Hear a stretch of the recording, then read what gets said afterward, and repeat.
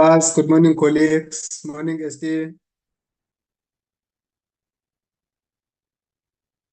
Good morning, Lupabalo. How are you? I'm good. I'm good, ST. And yourself? I'm all right, thank you. First Thank virtual you. meeting. Yeah.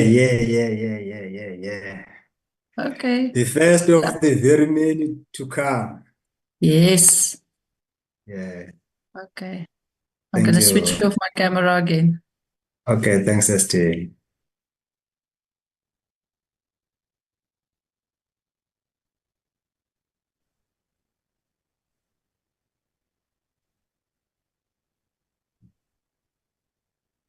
Mr. Machola, is that you?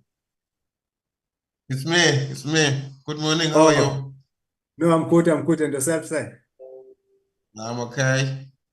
Okay, thanks. So it means the Wi-Fi did not need the password, right?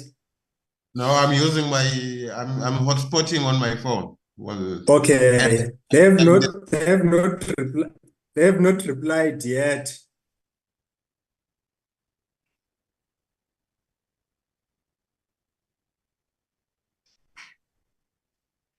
Let's hope that it's not going to give you trouble. Your phone. it is. Okay, I can see. Okay, can we in the meantime can we try and see if it's not going to be possible for you to switch from spotting with your phone to Parliament? Or let me call you with a WhatsApp. Let me call you with a WhatsApp in the background and try and assist and see if we're not going to be able to assist you to connect.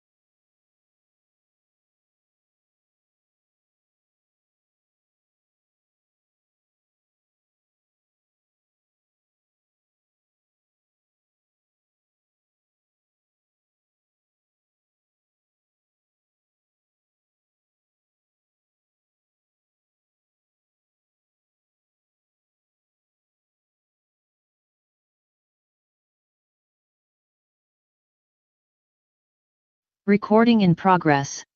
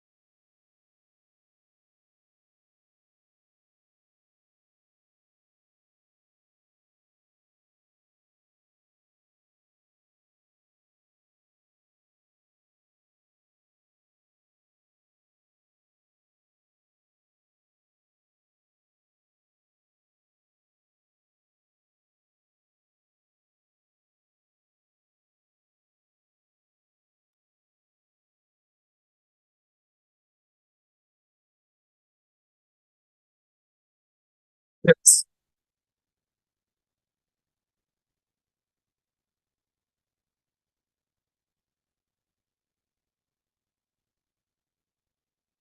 Chair.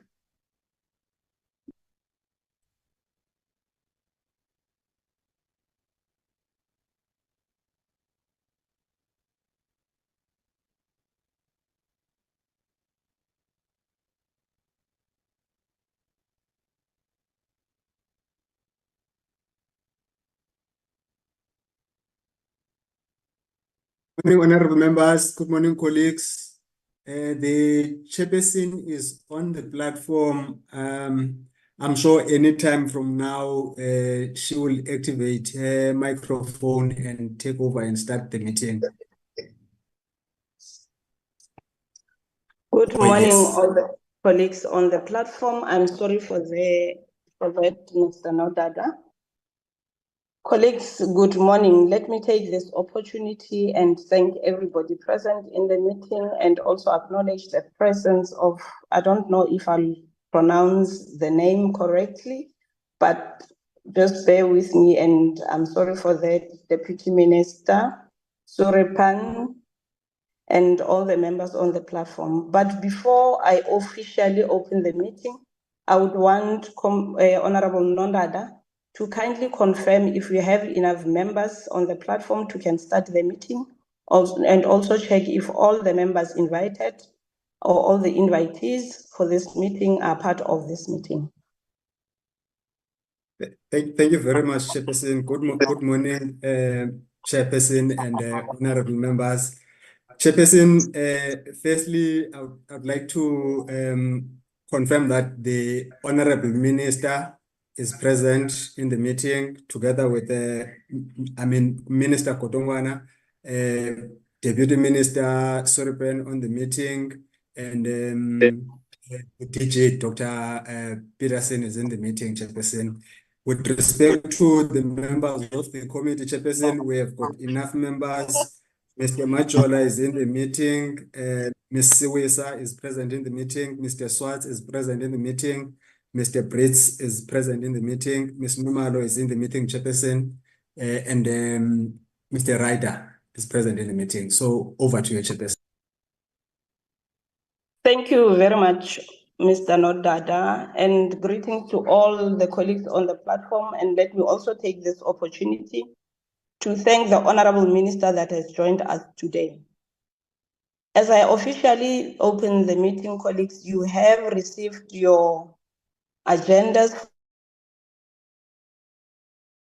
and hope that the rules will apply in this meeting, and looking forward to having fruitful engagement with the National Treasury and members of the committee. Colleagues, the objective of this meeting today is just to receive a briefing from the National Treasury on the Appropriation Bill 2024.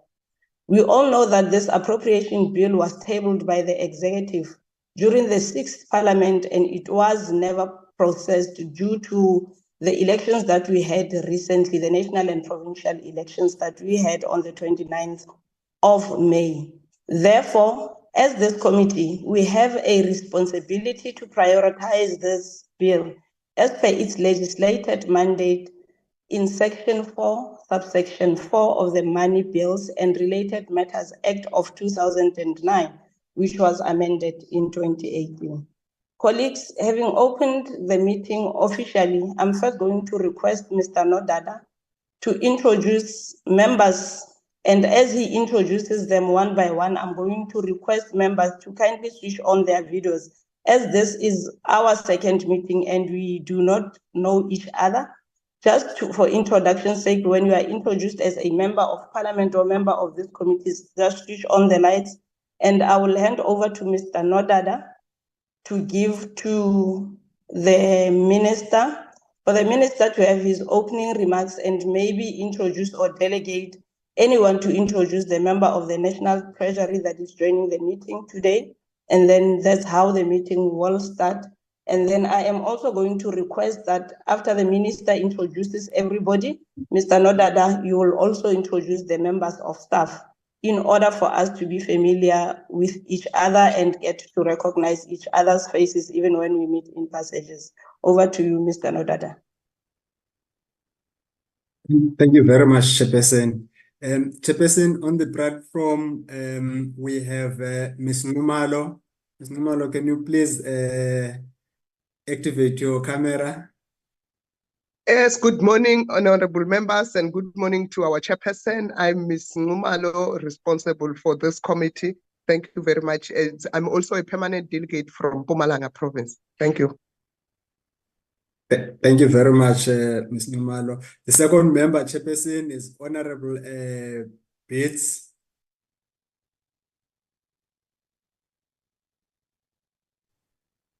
Good morning, honorable members. I'm Henny Brits. I'm a permanent delegate from the Eastern Cape province in the NCOP. Thank you very much. The third member is Honorable Swart.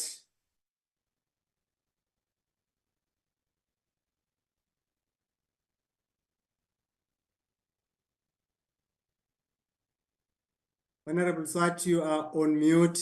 Kindly unmute your microphone. Sorry, am I audible? Thank you. Yes. Good morning, Minister. Good morning, Honourable Chair Lady. Paul Swart, representing the Western Cape. I'm present. Thank you very much, Honorable Swaz. The next member is Honorable Siwisa.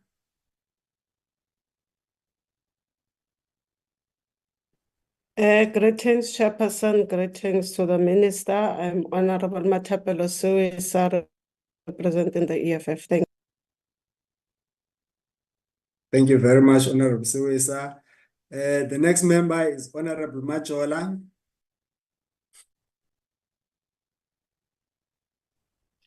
Greetings to all colleagues, in particular the Honorable Minister.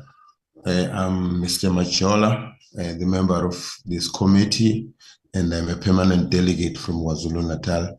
Bear with me with my voice. I've got a terrible flu. Thank you. Thank you, Honorable Majola. The next member, Chairperson, is Honorable Ryder.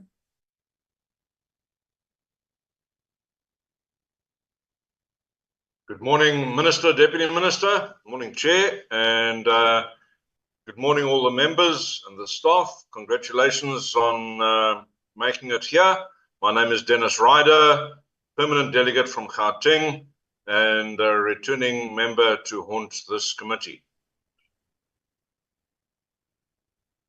Thank you, Honorable Ryder.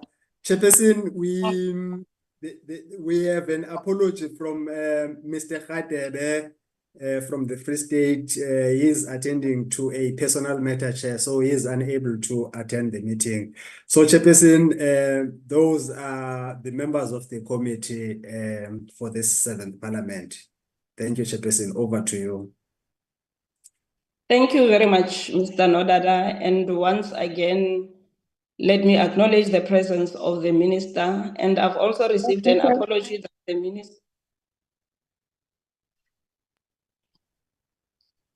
is there. Chairperson, Yes, so yes. apologies, Chairperson. Honorable Ndlovu, I missed her after she has joined earlier on. She was not here. Honorable Ndlovu, over to you. Apologies, Honorable Ndlovu. Thank you, Chairperson of the session. My name is good morning to the Minister and my colleagues, members of the committee. My name is Honorable Sani Ndlovu. I'm a permanent delegate from Limpopo. Thanks very much. I'm going to request that, Honorable Ndlovu, you switch on your camera so that we can be able to see you. Thank you very much. Thank you very much. Thank you very much, colleagues. I'm going to hand over and welcome the Minister in the meeting, for the Minister to give us his opening remarks and to introduce the team or delegate anybody from his team, introduce the members that came with him to the meeting. Over to you, Minister. Good morning, Chair and honorable members. I'm with Deputy Minister Sarupe, and the DG will introduce the team which is on the platform. I can't recognize who else is here.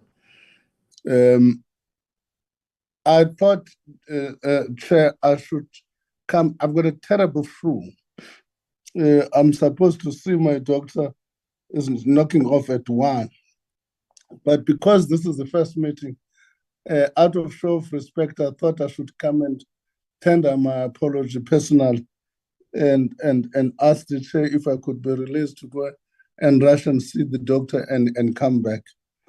But I'll hand over to the DG and the DM to take us through. The DG will introduce the team from National Treasury, which is here. I've not been able to see. I can see there's a lot of people, about 29 people on the platform. Yeah. Thank you very much, sir. And ask your indulgence to release, to rush to the doctor and come back. Thank you.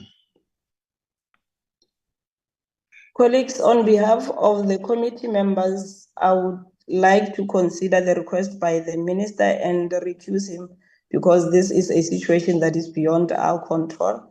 And then you will indicate, Minister, when you come back, or if you will not be able to come back, just indicate with Mr. Lubabalo so that we can communicate the message with the members. Thank you very much. Okay. And thanks for honoring the meeting to come and join and apologize personally. Thank you very much. Thank you very much. Over to you, DG.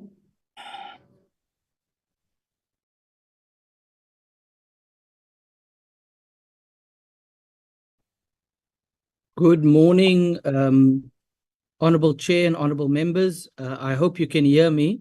Allow me to start by introducing myself. My name is Duncan Petersen, and I'm the Director General of the National Treasury. And I'm joined, Honorable Chair and members, by the team from the National Treasury, mainly the Public Finance team. That's the division in the National Treasury that is responsible for working quite closely on the Appropriations Bill and working with departments on the various allocations that underpin the Appropriation Bill. So various colleagues are with me today, and they will introduce themselves as they come in and as we respond to your questions. Honorable Chair, from my side, I'd like to make just a few introductory remarks, and thereafter I will hand over to the team to take us through the presentation. It's not a very long presentation, but it does take you through each section of the Appropriation Bill, as well as then the various amounts themselves. Chair, let me start by congratulating yourself and the members of this committee on their election. Am I all right? Connect the meeting.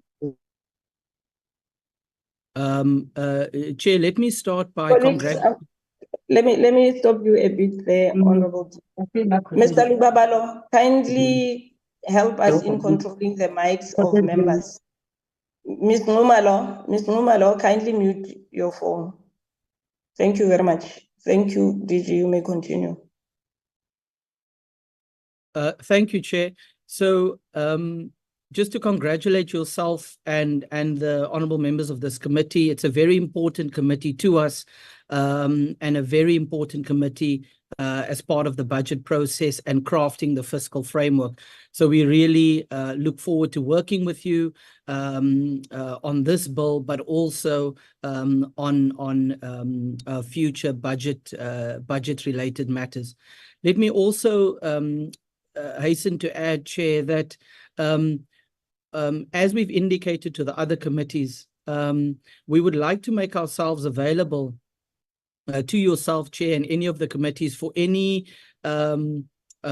information you may require, any induction processes you may want us to be a part of, and any workshops you may want to have with us in order to clarify any aspects of the work that we do, whether it's asking the Public Finance team to talk to you about their work, or the Economic Policy team to talk to you about the work that they do in putting together the forecast that underpins the budget process, or the Asset and Liability Management team to talk about the debt and funding strategy work, our IGR colleagues who works with municipalities and so on. We are all making ourselves available. In fact, a few of us came down to be at SCOF yesterday and to be available in person in Cape Town for this meeting as well. So whenever you need us, please do not hesitate to ask, because we would like to work very closely with you. Moving on now, Chair, to just a few opening remarks from my side, and then I'll ask Dr. Rendani Randela, who's our Acting Head of Public Finance, to take us through the presentation. But before he does, let me just talk a little bit about the significance of the Appropriation Bill, because for us it's quite an important piece of legislation, because it is the budget authorizing legislation. It's the legislation that allows for the drawing down of funds from the National Revenue Fund in order to meet the requirements of the state in a particular year. And it therefore is the legal mechanism by which we can execute the budget. Without the Appropriation Bill and without the Appropriation Act, we cannot legally execute the budget. It also allows for continuity and in the service delivery work of government, whether that relates to our social security obligations, our support to the health education sector, as well as our commitments and our obligations insofar as debt service costs are concerned. And the honourable members will know that debt service costs is a direct charge on the National Revenue Fund as per the requirements, the legislative requirements that underpin the budget framework, including, of course, the Constitution. It's the appropriation bill is very important to us because it is the mechanism that safeguards the rights as well as the progressive recognition of rights that are contained in the institution, in the Constitution. And it also therefore affirms the various democratic values that are contained in the Bill of Rights. In addition, it plays a very important role in the transparency of the budget process and ensuring that our country's finances are managed in a sound, accountable, and transparent manner. So this bill is quite important to us, and we are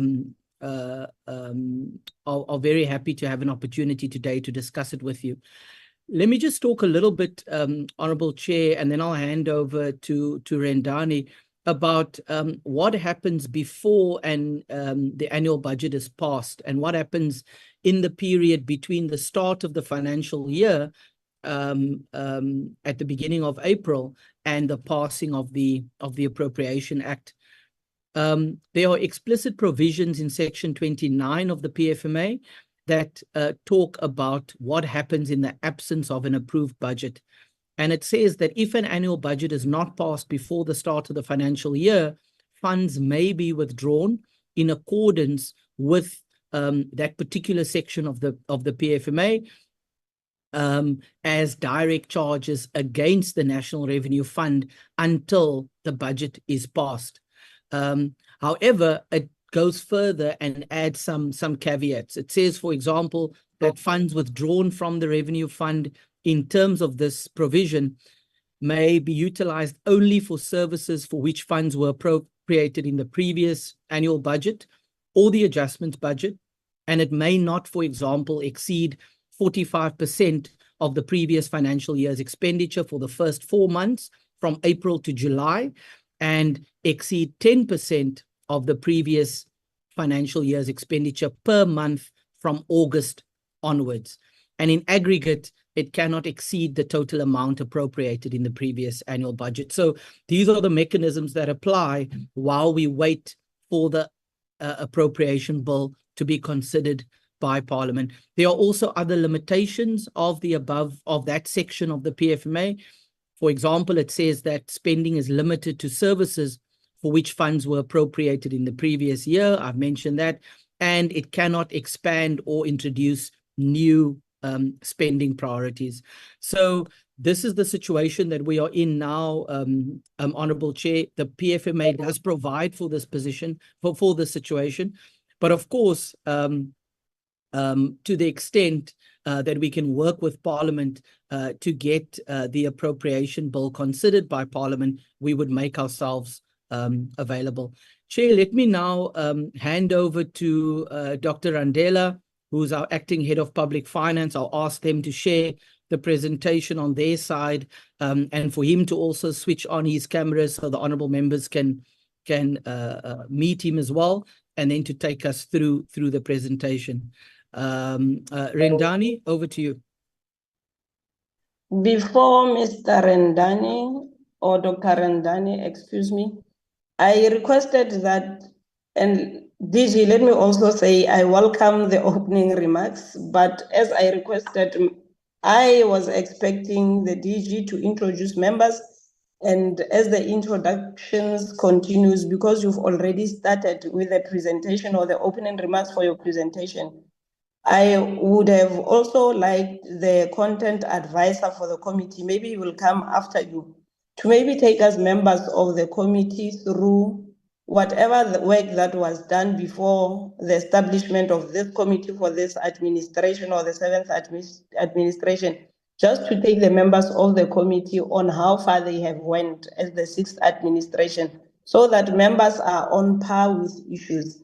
But because you've already opened, I'm going to request the content advisor to make his presentation immediately after the National Treasury has done its presentation, and then allow members to can engage both presentations afterwards. Thank you very much, Dr. Rendani. You can continue, but I would like you to introduce members that are on the platform from your good selves. Thank you very much. Thanks very much, Honorable Chair. Can you see me? Your video is not on, Dr. Rendani.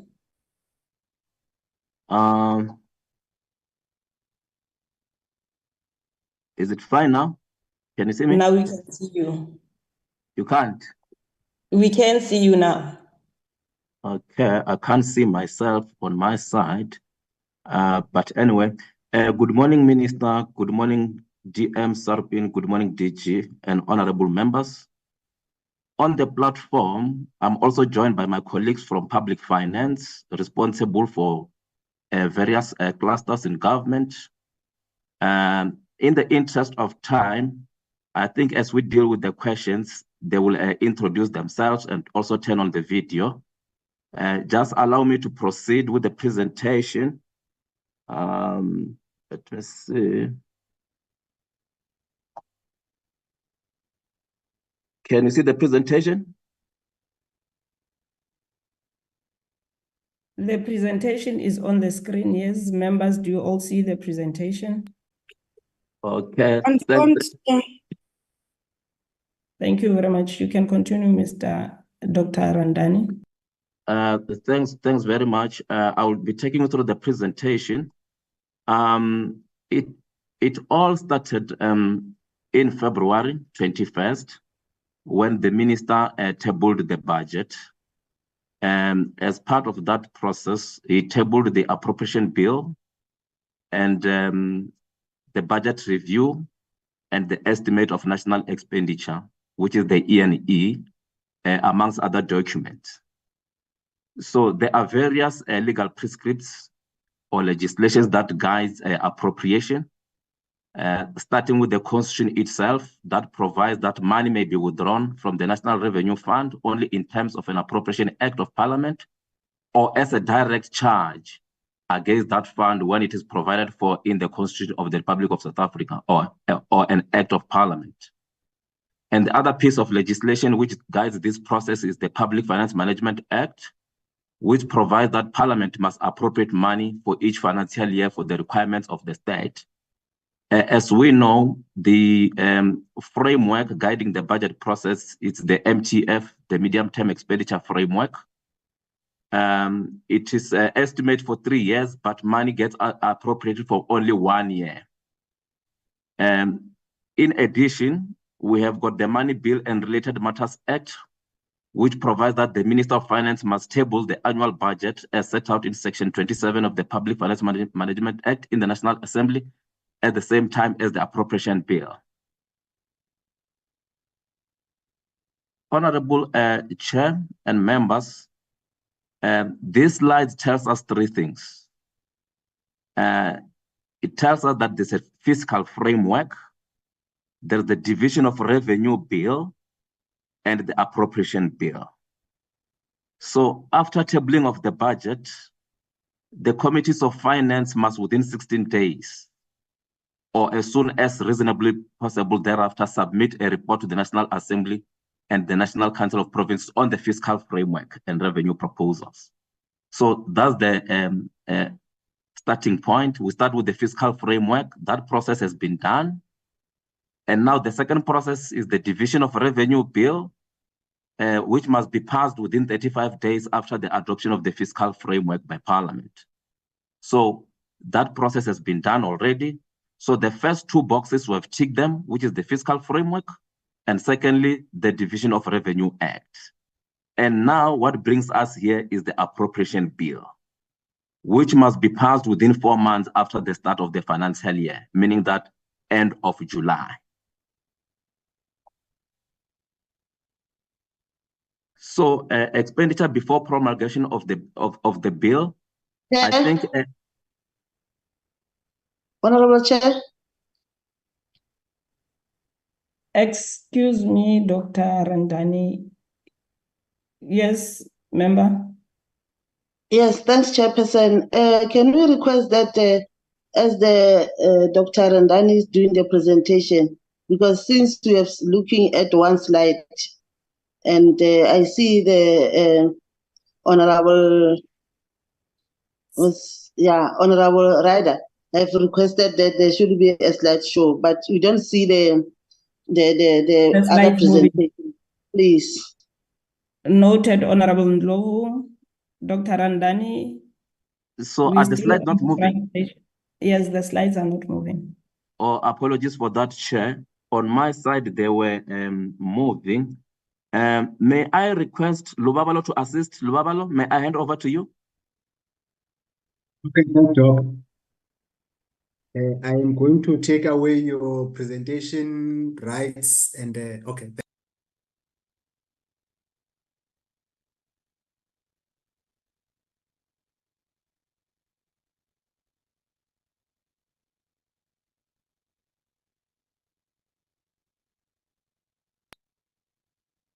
Is the presentation visible, honorable members and Dr. Randan? I can see it on my side. It is visible. It's visible.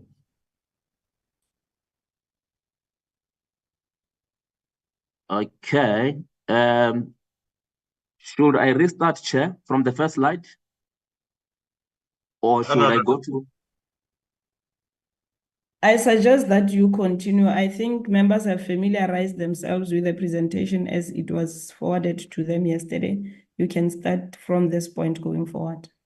Thanks, Honorable Chair. This is the slide that I was explaining in terms of what we've done so far. The fiscal framework, we've ticked that box. It's already done. The Division of Revenue Act is done. So what is left now is the appropriation bill, which must be passed within 4 months after the start of the financial year, meaning that end of July. Next slide, please. Expenditure before the promulgation of the bill. I won't dwell much on this one because in his introductory remarks, the DG has already presented this, but there is section 29 of the PFMA that guides expenditure before the annual budget is passed, and there's also a formula that guides this process. During the first 4 months of that financial year, spending should not exceed 4% of the total amount appropriated in the previous annual budget. And during each of the following months, exceed 10% of the total amount appropriated in the previous annual budget. In aggregate, spending should not exceed the total amount appropriated in the previous annual budget. So let's go to the next slide. Yes. In the appropriation bill, I think it starts from page 6 of the Act itself. There is a schedule there, Schedule 1 and Schedule 2. Schedule 1 are votes, and Schedule 2 are government components. And I'm still going to expand on this in the subsequent bullets. So the spending of the appropriation envisaged in subsection 1 is subject to the appropriation bill, the PFMA, and the Division of Revenue Act for the current financial year. So I've already spoken about Schedule 2, which is a government component. These are specialized delivery units that operate within the public service framework. In the appropriation bill, we have got, I think that we have got 4 government components, and they will appear as a transfer on the votes. I think those government components in the bill, they are on page 40. So they also funding for this is also appropriated in terms of economic classification and the main division stroke, what we call the budget programs. So meaning that the PFMA provisions applicable to departments, they are also applicable to the government components. including the same provisions that are in the appropriation bill, meaning that they can overspend their budget, unlike in the past when we had what we refer to as department within a vote. There were some technical difficulties there. So for this organizational form, which is a government component, the head of a government component that receives the transfer and subsidy is accountable for any unauthorized expenditure referred to in subsection 6, meaning that the head of a government component is an accounting officer. Next slide, please. So section 4 of the bill talks to the conditions for appropriations. The Minister of Finance in writing may impose conditions, including but not limited to earmarking on an amount in Schedule 1, those are the votes, or 2, to this Schedule 2 are government components. This is mainly in order to promote transparency and accountability and the effective management of the appropriation. And again, the Minister of Finance in writing may stop the use of an amount in respect of which conditions imposed in terms of paragraph A are not met. And in addition, the Minister in writing may, on application by an accounting officer, amend or, in exceptional circumstances, withdraw a condition imposed, including an earmarking in terms of subsection 1A. So, and again, the Minister is required to also disclose in the National Treasury's next quarterly report to the relevant parliamentary committees if funds have been stopped for that particular funds allocated for those particular programs. The quarterly report refers to those what we refer to them as SCOA reports, Standing Committee on Appropriation reports, that we submit quarterly to the committee. By the committee, I mean SCOA. Next slide, please.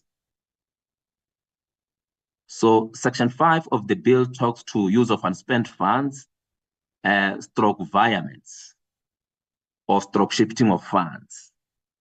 So the minister can approve the use of unspent funds for transfers, subsidies, or payment for financial asset within the same main division, stroke budget programs. In the case of payment for capital assets, the minister can approve the use of unspent funds within the vote, unlike the first part, which is within the same main division. Here, it provides for spending of capital payments for capital assets within the vote. The sum of unspent funds in the main division approved for use in another division cannot exceed 8%. If it can only exceed at 8% with the approval of the Minister of Finance. And again, the approval of unspent fund used must be disclosed in the National Treasury's next quarterly report to the parliamentary committees. So, like I said, we prepare quarterly expenditure reports that we present before the Standing Committee on Appropriation. The compensation of employees within a vote in Schedule 1 or 2 can only be increased with the minister's approval. Next slide, please. So section 6 deal with authorization of expenditure. I think one thing that I need to highlight before I proceed is that we can't give life to the appropriation bill or invoke any section of the appropriation bill because it's not yet passed. So what I'm presenting here, we have given life any virements or shifting of funds or etc. before the bill is passed. So section 6 says, despite any provision in any other legislation to the contrary, the minister may approve expenditure if it cannot reasonably be delayed and such expenditure is unforeseeable and unavoidable, act of God type of expenditure, or is of an exceptional nature which, if not approved, is likely to cause serious prejudice to the public interest, or was announced during the tabling of the 2024-25 annual budget or adjustment budget. For example, in the budget speech, there were some expenditures announced, like the G20 deployment of the troops in the DRC and Mozambique. In addition, was approved in the appropriation for the 2023-24 financial year and must be proposed to be rolled over to the 2024-25 financial year in order to finalize expenditure that will not take place in 23-24 financial year as original planned. In short, this is about funds to be rolled over from the previous financial year to the current financial year. The total amount of expenditure approved in terms of what I've referred to above may not exceed the total amount for contingencies. So that's the contingency reserve. In the contingency reserve for the current financial year, we have got 5 billion. So expenditure approved in terms of subsection 1, that's the first bullets above, is a direct charge against the National Revenue Fund and must be attributed to a vote. Is subject to condition that the minister may impose. The Act gives the minister powers to impose conditions, like I have already presented. Must be disclosed in the National Treasury's next quarterly report to the relevant parliamentary committee. So in this case, it's SCOA. Like I said, we always make a quarterly expenditure presentation. Must, despite Section 32 of the Public Management Act, be included in an appropriation bill within 120 days of the minister approving the expenditure in terms of subsection 1. Next slide, please. Spending before the commencement of the Appropriation Act for 2025-26 financial year. I won't dwell much on this one. It's just the transitional provision for next year's appropriation bill, especially before the bill is passed. Next slide, please. So Section 8 deals with the delegation and authorization. The Minister of Finance may delegate to an employee of the National Treasury any power conferred on the minister in terms of this Act, except Section 9, and authorize an employee of the National Treasury to perform any duty imposed on the minister in terms of this Act. A delegation or authorization in terms of subsection 1 must be in writing, is subject to any limitation or condition that the minister may impose, may authorize the employee contemplated in subsection 1 to subdelegate in writing the delegated power or authorized duty to another suitable employee of the National Treasury.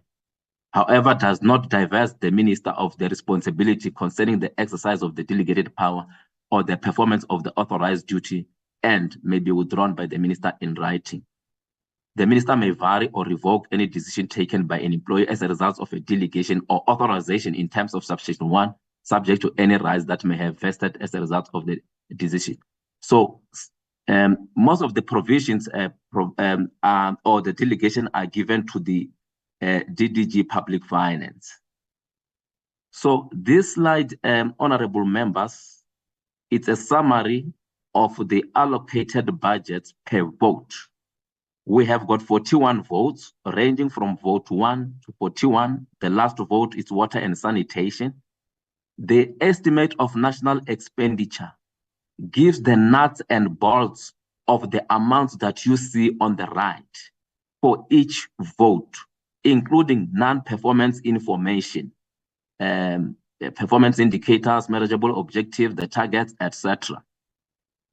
So what you will see here at is the budget per vote as tabled in February, meaning that the announcement or the reconfiguration of certain departments, you're not going to see it here, mainly because the budget was tabled before the elections or before those pronouncements were made. So that's we've got 41 votes. I think the last vote is water and sanitation. Next slide, please. So this is a summary of appropriation by economic classification. In short, transfers and subsidies take 73% of the budget, followed by 25.5% of current payments. Under current payments, we've got goods and services and compensation of employees, and the rest goes to payments for capital assets and payments for financial assets. Next slide, please. So we also have provisional allocations amounting to 570 million. These are allocations which will be confirmed after meeting certain requirements. The details of these provisional allocations will be finalized either during the 2024 adjustment budget or 2025 budget, and thereafter allocated to specific votes. Most of these provisional allocations, therefore, infrastructure. Like I've already indicated, we have got 5 billion, which is set aside as a contingency reserve. But this one is not allocated in advance. It's mainly to deal with unforeseeable and unavoidable. I think this concludes my presentation. Next slide, I think, is the end of my presentation. Thanks very much, honorable members, and back to you, Chair. Thank you very much, Dr. Randani. I'm now going to give to the Deputy Minister for his remarks before I can open for engagement. Over to you, Deputy Minister. Thank you very much, Chairperson, and I just want to thank the committee for their time this morning, the opportunity to present from Dr. Randela. Obviously, the Appropriations Bill is an absolutely critical part of keeping the government financed, as the DG has presented. And it's quite important that we interrogate it in detail, of course. We do so at the Treasury, but for oversight purposes as well, it's quite critical that this committee does interrogate this in detail, as it is the financial plan for every single department for the next year. And as we know, that strategy can only be implemented with finance. So with that, Chair, I think we should hand over back to yourself for questions. And then I will answer the more political questions, and then I'll hand over to the team to answer more technical questions from the committee as well. Thank you, Chair. Thank you very much, Honorable Deputy Minister. Before opening up hands for members to engage in the presentation, let me just give 5 or less minutes to the content advisor of the committee to have his bite on the Appropriations Bill and the processes or the presentation as it has been put before us. Over to you, Mr. Romo. Thank you very much, Chairperson. Good morning, Chairperson. Good morning, honorable members.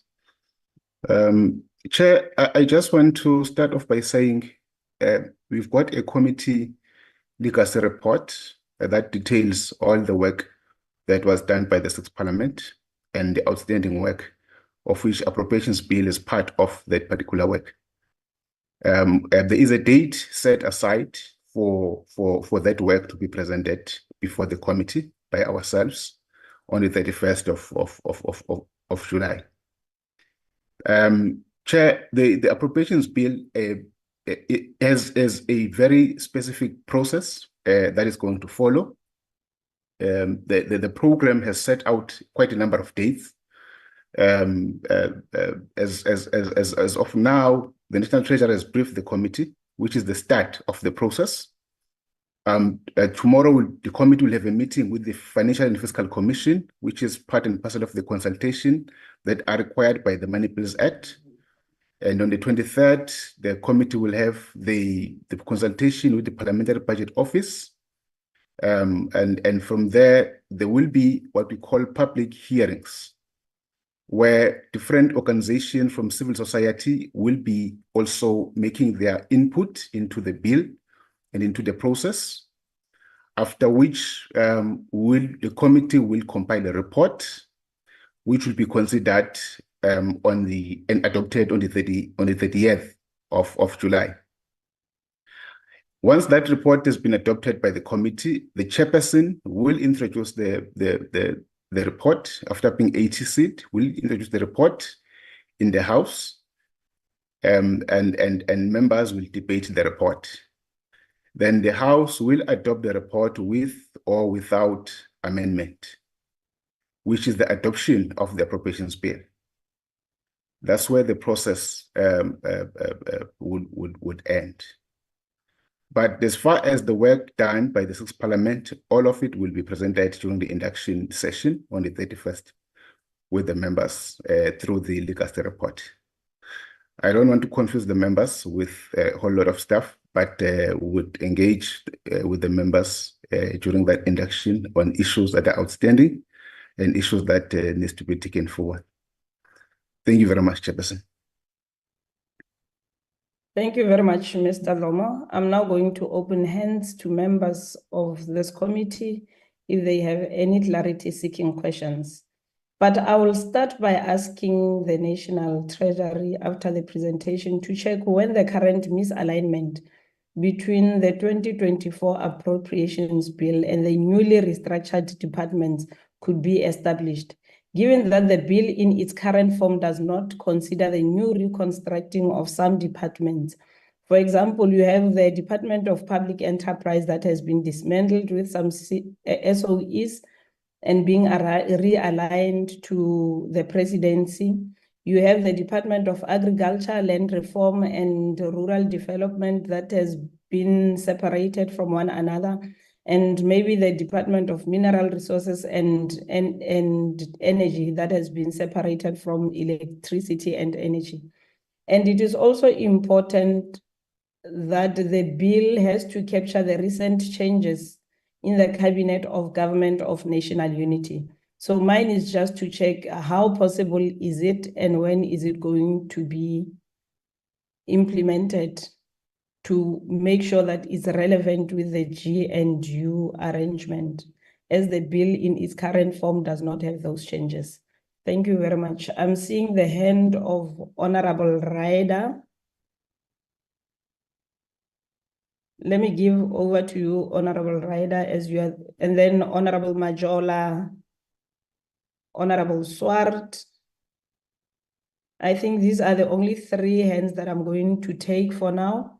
And then if members have any follow-up question or any new question or any clarity-seeking question, any submission they would like to take, they'll come after the three hands that I've currently noted.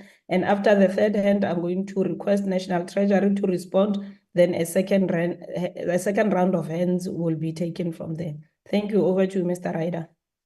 Thank you very much, Chairperson. Yep, appreciate the presentation. It was quite a brief one.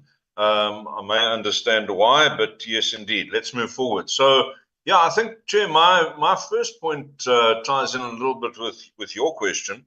And, you know, the fact that Section 29 of the PFMA does place certain constraints on government on how to behave after the 31st of July if the budget is not yet approved.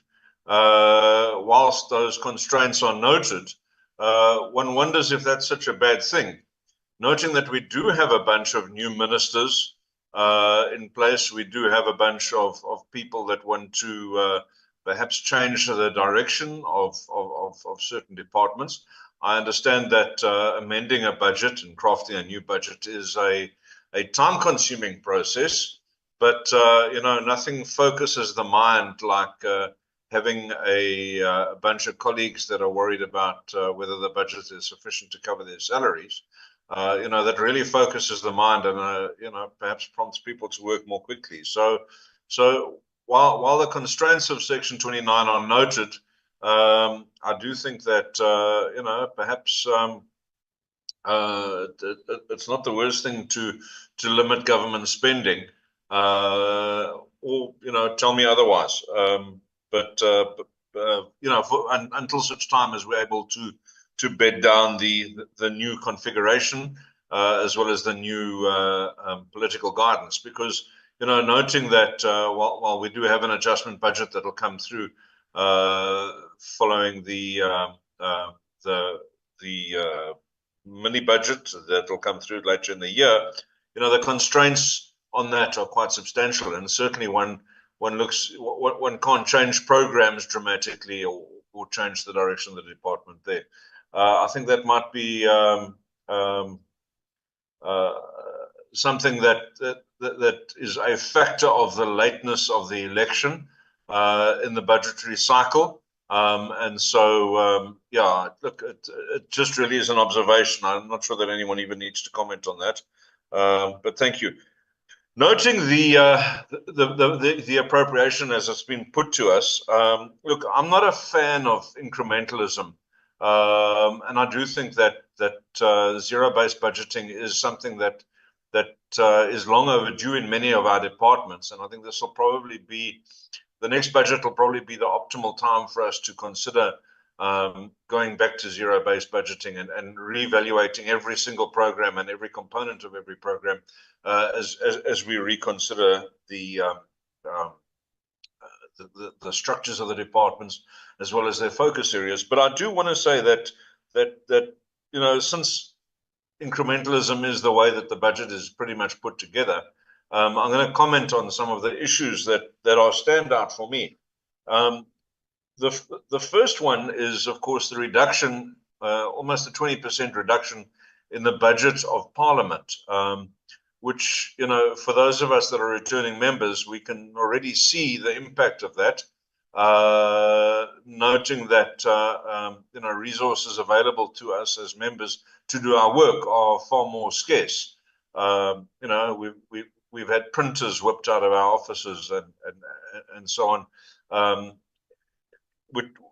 which puts some constraint. I don't want to focus on the printers, but I just think that reduction of the budget of Parliament is a bit concerning, especially in the light of the fact that, you know, Justice Zondo has himself commented in his recent report, etc., that Parliament is not doing the job that it's supposed to. Noting that, you know, we're then taking resources away, and perhaps I'd like to understand the thinking behind that. You know, why is the executive removing the resources from the oversight body? It's a little bit concerning to me, and certainly I think that there needs to be an explanation. Noting the fact that there's going to be a large amount of money built on the rebuilding of the National Assembly, and that this has already started. Where's that funding coming from? Will that be housed in public works, or is that going to further limit the spending that can be done on the actual work of Parliament? That's the first big point that I have. Also, looking at the reductions that we're seeing in certain of the key budget votes, you know, we're seeing things like, now I go back to President Ramaphosa's economic recovery plan, and think about the fact that he spoke about an infrastructure-led recovery, and the fact that we are reducing budgets of, example, DTI, science and innovation, mineral resources, forestry, fisheries and environment, and tourism. I mean, these are all departments that look like they can really give our economy a shot in the arm. This is where our growth should be happening. This is where our growth and job opportunities should be coming from, is these key departments. And yet we're seeing all of their budgets going down. And I'm a little bit concerned as to what impact that's going to have on what is a very pressing issue of our unemployment rate, and the fact that people just, you know, don't seem to be able to get jobs. Certainly amongst our youth, we have these very high unemployment levels, and I'm not sure that I can tell you now, this budget is not addressing the fact, because these catalytic departments, departments that stand to make big inputs into the economy, you know, their capabilities are being reduced in terms of what we're seeing here. I must say I'm pleased to see the increase in the equitable share that's going down to local government. I note that Treasury has changed the way that they're reporting the division of revenue. I'm sure we will get into that in more detail in the next couple of weeks. But yeah, those are my inputs, Chair, for now. Thank you very much. Thank you very much, Honorable Ryder, Honorable Swartz. I'm noting your hand, Honorable Siwisa. Honorable Swartz, you are granted. Thank you, Chair Lady. Thank you very much. Part of my question is related to what Mr. Ryder said. The first thing, Chair Lady, what the DG has said, you know, for me, it's a new start. for me as person. It's actually my maiden question now. It's not a maiden speech, my maiden question. The DG said, if we are interested in more induction and workshops, I'd really like to, if we can maybe accept that invitation, so that we can, capacitate us as a committee. I'd really like to see, the outline what I've heard now. I would really like to dive in deeper to get more equipped with the finance. My first one on slide 5 of the presentation, bullet point 4, where it refers to an amount set out in the Schedule 2 to the bill, must be spent according to the purpose specified in the that personal clarity. A budget is so important, and that is where the new journey starts with the government of national unity. I've listened to some of the ministers, I've listened to some of the concerns, and one of the ministers said, we need to do more with less. I just want to know, maybe if you can elaborate on the specific methodology and the models used in the annual budget formulation process. How do we ensure that the budget allocations align with the strategic priorities and the long-term goals of the government, but on that specific department? And also now, Dr. just said now, it's very important, public participation. How does Treasury incorporate feedback from the various stakeholders, on my side, including Honorable Swart, civil society in the budget? I just want to on that, because I come from the out with the budget to the communities, but very often, and that was always my concern, how do we incorporate the concerns of the community in the final budget? Thank you, Chair Lady.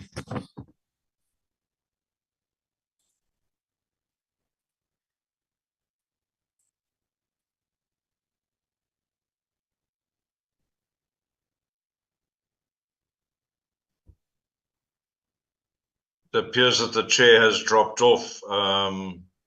Without wanting to assume the role of acting chair, I think maybe if we can just ask the next speaker, I think it's Mr. Brits, to maybe continue.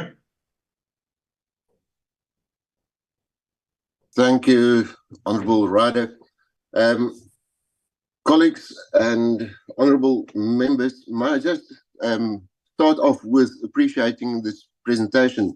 Being a new member in Parliament is daunting, and especially when it comes to finances, bearing in mind my background in the legal profession for the past 35 years. So I'm trying to get my head around the Appropriations Bill, and I have some practical questions. When we look at disasters, and there are quite a few disasters currently, we have the foot and mouth disease, we have floods, we have fires. What provision is made for the so-called acts of God or disasters, natural disasters, in this appropriation?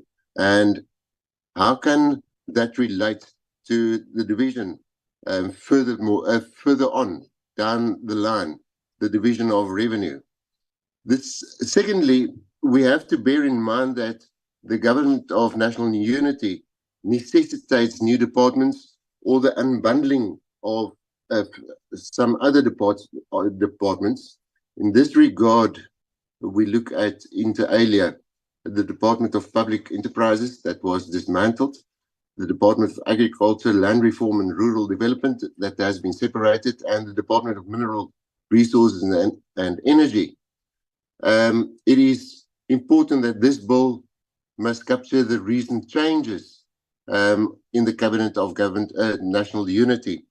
And I just would like to know, what are these measures that's going to be put in place in this bill? And thirdly, and what bothers me and concerns me as a citizen of this country is the cost of debt. Now, I note with concern that the cost of debt is increasing with this budget, and that with the negative result it will have on the appropriations bill, how much percentage will debt repayment take up of the budget, and how is this going to be reflected in this bill, and what percentage is left available for service delivery in regards to the budget? Thank you.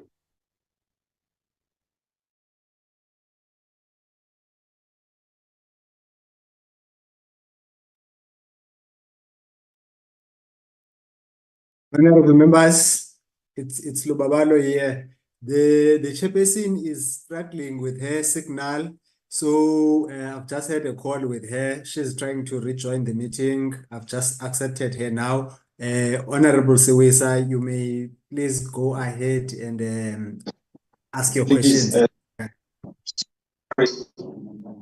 Sorry, before Honorable Sewesa, my name is Kanya Tseza. I've just had a problem with my phone, so I've got a new phone. I don't have the ability to raise my hands. So if I may come in, because I was also embarrassingly taken out due to network, I'm raising my hand as well. Honorable That's what I'm. Honorable Teza, let me note your hand. You will come after Honorable Siwisa, as she was already noted before you.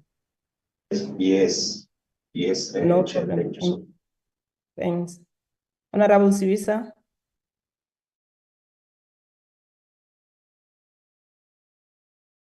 Can I proceed, Chair?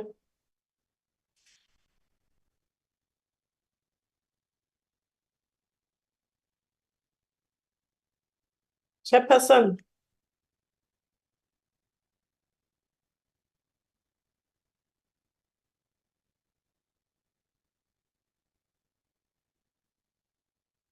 Honorable Sewesa, the chairperson had recognized you. You may go ahead and ask your question. Oh, can I continue, Mr. Not that. Yes, Honorable Sewesa, you may continue. The chairperson recognized you.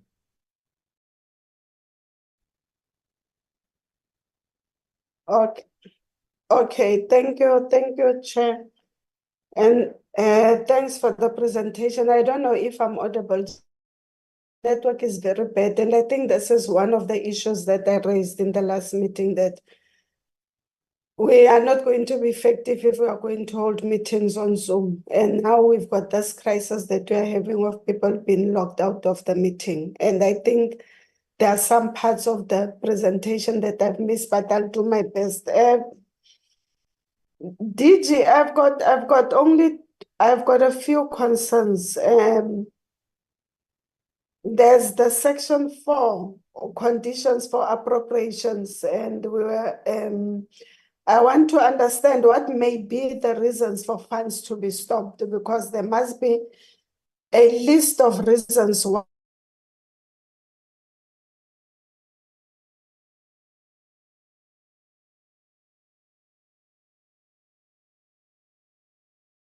the sum of unspent funds in the main divisions, and then it cannot exceed 8% unless it's approved by the minister. What may be the terms and conditions for a minister to approve an unspent fund of more than 8%? And when you go to the budget allocation, you look at basic education and then you look at higher education. And you ask yourself the effects of less money being spent on basic education, whereby you'd find yourself with less learners with the appropriate or the relevant results for them to enter higher education.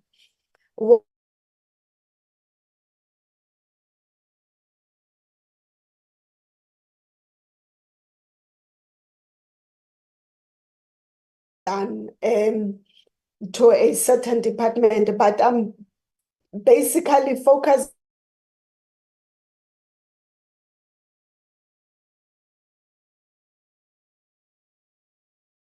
is not well equipped. Your ECD, your lower grades are not financed properly to get the results that you need for children or for learners to actually register in higher institutions, whereby they'll be able to be part of the economic growth in South Africa because they've got the relevant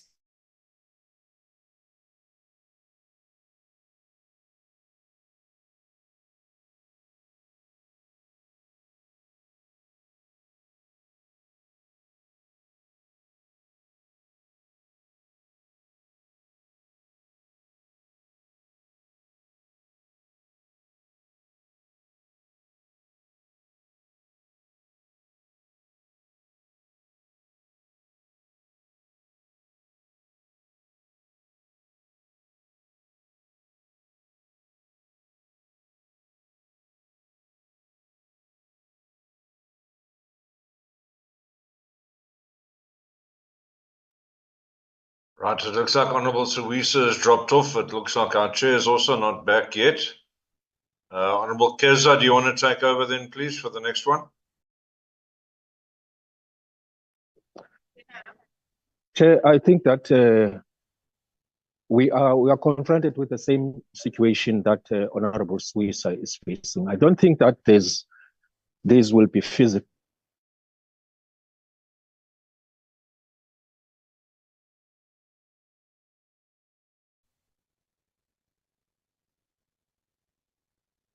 Of an appropriation details. For instance, I was taken out while the contact advisor was still speaking, and those were critical issues that I had to hear.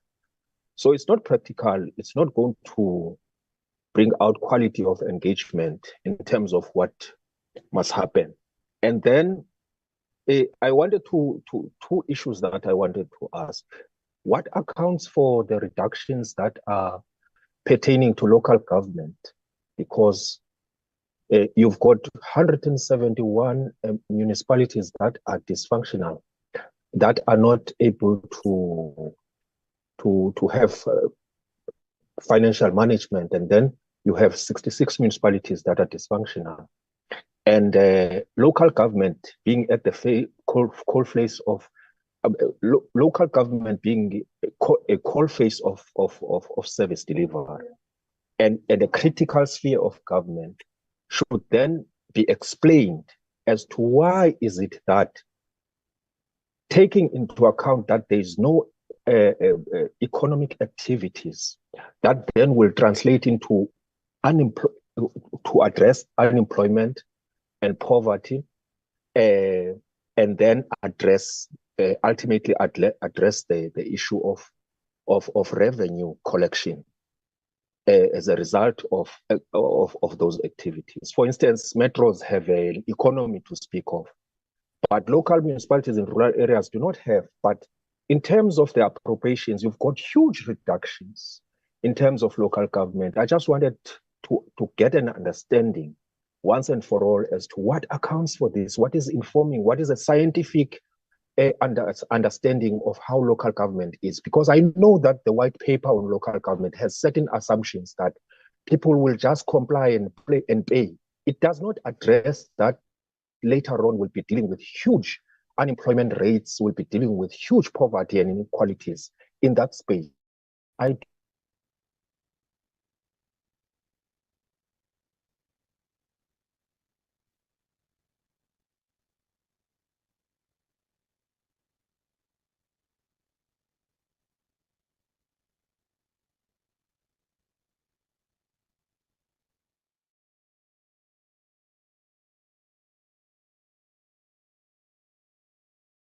understand it now, but I'm sure they share it. And secondly, and lastly, Chair, national leadership in the manner in which the state is perceiving them, because they just go there and not participate in the law-making process. They can't only be ceremonious like that in terms of what they should do. You are not dealing with people that are non-thinkers in that space. That should only be dealt with from a preservation of culture.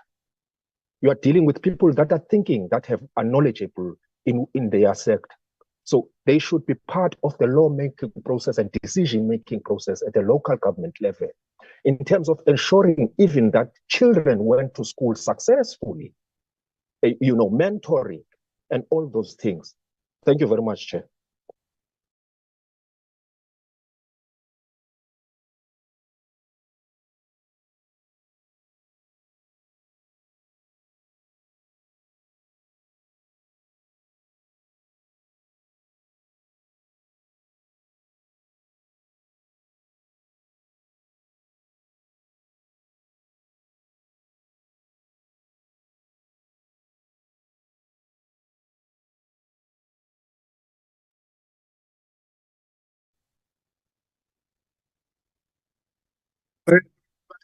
May the request Chair. Oh, yeah. Chair. Over to you, Honorable Ndlovu. The chairperson is not back yet.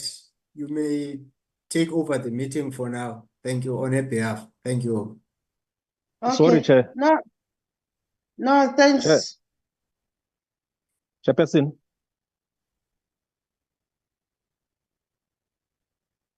Ish. Can I talk, Mr. Lubabalo? Yes, Honorable Ndlovu. Chair, I think all of us in this platform can realize that this thing does not work for us. And we need to be frank to ourselves, especially at the beginning of the term or the beginning of our meetings. We don't know what's going to happen tomorrow. I think, the members whom were requesting that let there be physical meeting. This is very much important. The presentation is important. The questionnaires from our honorable members is very also important. Can't there be any other alternative, Chair? Because we don't want a situation whereby when you go to the physical meeting, our honorable members are not happy about what they want to raise, because we are listening to everybody here. When you start to talk, everything's cut off. We don't know what is happening. So let's find a way, Chair, of trying to assist each other in terms of the presentation and also assisting our members. I've also have some questions, but I'm also worried about the way this system is dealing with us as we continue talking. But safe to say, Chair, we acknowledge the presentation from Mr. Duncan and Dr. Randan, but we feel that it is also very important that let there be another session whereby all of us will be in a physical sitting and continue with the discussions. We note the presentation as it's been outlined, and it is also being indicated that by the DDG to say, let's make sure that if we have some challenges, we can still request them to come and do another presentation. But I'm worried, Chair, about the way the system is dealing with my colleagues here. I will not be happy when the system is kicking them out, because it is very much important and it's our first meeting. So let's try to consider on the next meeting to say, let there be physical, Chair. This is my plea. Thanks very much.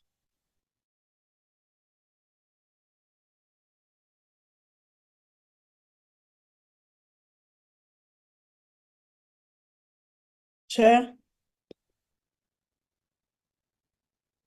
Chairperson. Lubabalo. Honorable Suisa. Yeah, thank you. Yes, Chairperson, I think I'm going to agree with Honorable Mamunman if I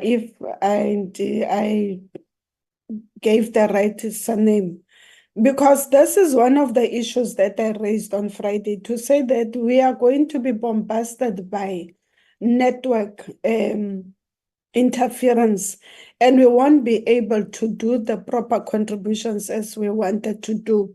And this is exactly what is happening today.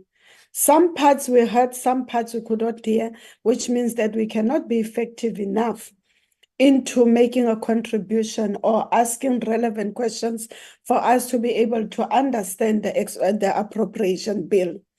And this is a very, it's a disadvantage to all of us. It's a disadvantage to South Africans that they can't even properly hear the contributions from the different members of this committee pertaining the appropriation bill, which, by the way, we are behind, which accordingly, it needs to be finished by the 31st of July. So now we are in and out, you miss some of the parts. So I would really give the concurrency that the next meeting needs to be physical, honestly speaking, so that we can deal and understand what is the appropriation bill all about. Why are the allocations done as they were done?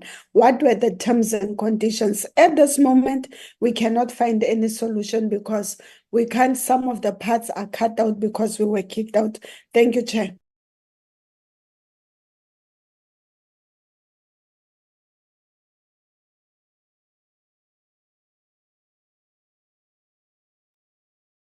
And thank you, honorable members. Honorable members, the chairperson is not back yet, so I would like to request that one of the members can hold the fort for now until the chair is back. Thank you.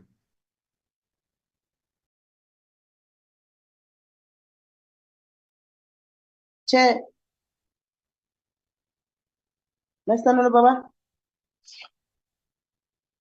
Yes, Honorable Ndlovu. Yeah, I would like to propose, why don't you say, let's pause for 5 minutes, then we'll contact where is the chair, because it's important for her to also be part of the meeting so that we all have understanding. We cannot continue without the chairperson, especially under the circumstances that it is beyond her control. So can we at least maybe pause for 5 minutes, then you check her whereabouts, then you can come back so that we'll take it from there. Thanks. The chairperson has rejoined the meeting now, honorable members. Over to you, Chair. Thank you very much, colleagues, and my humble apologies to that. It's a situation that was beyond my control. I had to borrow a gadget from a child, and thanks, Mr. Ryder, for holding the fort for me while I was still challenged. I don't know where you are at the moment, Mr. Ryder. Maybe for this one, you can continue until we take the next item on the agenda. Chairperson, thank you very much. Yeah, look, I just note that many members are struggling with the same issue that you are struggling with, and the comments have been made by many of us that this is not conducive for us doing our work. We are, however, here. I believe that the questions have come to an end, Chair, and you can probably then I'll hand back to you, and then I suggest probably hand over to Treasury for them to respond to the questions posed by members. Thank you. Thank you very much. Over to you, DG, and the team. You may respond to questions. And once again, colleagues, my apologies. Maybe I did not indicate earlier that we tried to look for a venue for the meeting, because these issues of networks and any other challenges members have raised in our first meeting of the committee, but it is unfortunate that we could not get a venue for the meeting. But for the next meeting, one will try very hard, and maybe one will write to the chairperson of the NCOP to really look into this matter. Thank you very much. Over to you, DG. Chairperson, if I may, before the DG and my team come in, I would just like to respond to some of the political questions. You are granted, Deputy Minister. Thank you very, very much. I think I will leave it to the team to answer on how the process will now be followed to align the budgets and new departments. Various questions were raised in that regard, and that's a technical question. Then there were some specific questions on departmental budgets going down from Honorable Ryder, particularly critical ones in economic growth. Obviously, the budget that's before us was based on the priorities of the 6th administration. The 7th administration is currently in the process of developing its new priorities. And once those priorities are put into place, will budgets be able to be aligned and annual performance plans be able to be aligned to that? So that will be the process therefore at a political level for those processes to happen. They are happening presently. I can assure the committee that there was a cabinet lekgotla this weekend where this was discussed in a great amount of detail, and we are working to get those new priorities for the 7th administration, including a 5-year set of objectives that will guide every single department with apex priorities there as well. And I'm sure the president will make an announcement when that is ready and the cabinet has approved it. With regards to budgets, and again, Honorable Ryder asked about specific departments that make impacts on the economy. I think that what we have seen, Honorable Chairperson, is that it is not just about the amount of money that you spend, but also about where you choose to spend it in some of these departments. And if you don't make the right investments, you won't get the outcome no matter how much money you put in.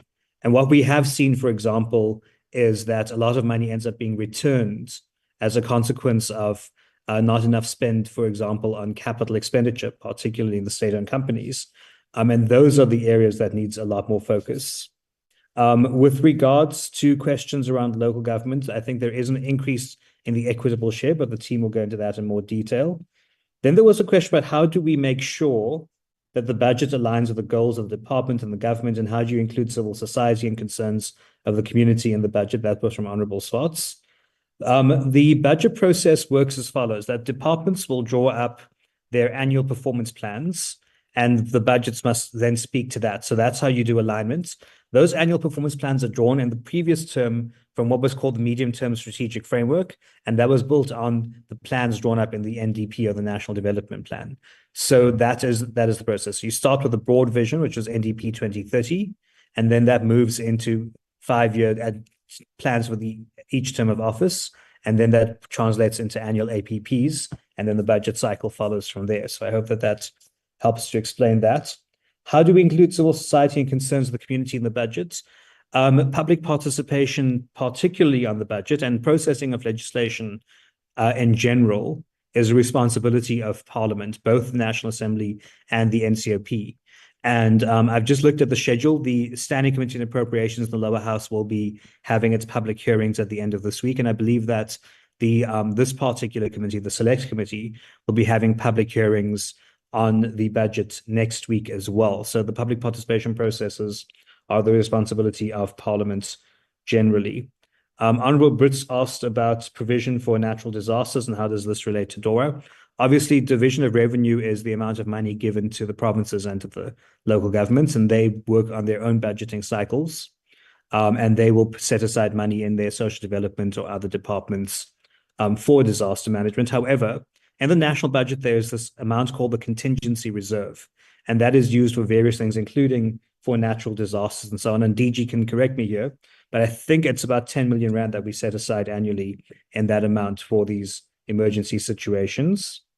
On the cost of debt, in the medium-term fiscal plan, there is a plan to stabilize debt quite critically, as well as to ensure that the debt which is accumulated due to bailouts is no longer going to be an issue, because we have allocated a fiscal plan that does not include any additional bailouts.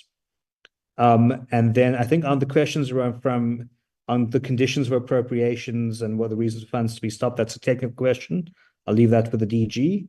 Then on reductions to local government, I think the team has worked very hard at Treasury to protect in division of revenue the equitable share to local governments, and it's actually national government that's absorbing a lot of those losses in terms of fiscal consolidation. But where I do agree is that there needs to be reviews on that white paper for local government, because it built a whole series of assumptions on how local government will function, including its funding model. And I think that is something that we should engage on politically more deeply, and my door is open to any member who would like to have a a serious and frank discussion about how we relook at the assumptions in that white paper in local government. Of course, ultimately, it will have to be the Cooperative Governance Department that would introduce a new white paper and change legislation there. So that is that on the political side. Chairperson, if I can please now hand over to the DG and the team at Treasury. Thanks very much. Thank you, Deputy Minister.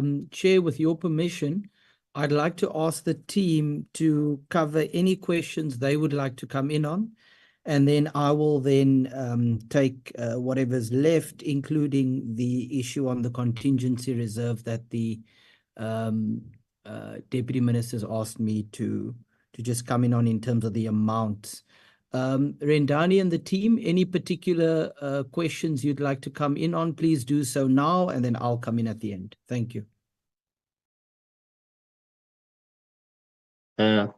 Thanks, DG. Am I audible? Yes, you are. Okay. Let me try to address some of the questions raised. Let me start with the question on reorganization of government. The announcement made after the elections, DPE, agriculture, land reform, rural development, etc. The process will start with a presidency and the Department of Public Service and Administration. What happens is that there should be a proclamation cementing what has been announced. And thereafter, DPSA will lead us in terms of the determination of the functions, with us, National Treasury, attaching the budgets to the functions. The advice that we always give as part of the process is that these changes cannot be implemented. It's very much difficult to implement these changes in year, because there are a whole lot of issues that needs to be addressed. Labor issues, function shifts issues, shifting of assets, setting up the department in terms of the ICT, infrastructure, budgets, etc. And over and above that, there are issues that talk to the strategic plan, annual performance plans, and reporting at the end of the financial year. So the period between now and the next year, April, is the period that we use for these departments to get ready for them to operate as separate departments in line with the proclamation. As part of this, if we do it in here, we're going to have a truckload of audit queries, endless, including requests for exemptions. So it is not practical to implement things like this in here. Some of my colleagues within the National Treasury, they can even tell you that to implement just a function shift, a small function to another department, it even takes more than 2 years. So that's on NMOG.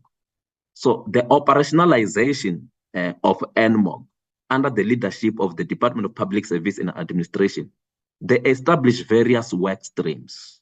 The HR work stream, finance work stream, ICT work stream, accommodation work stream, etc.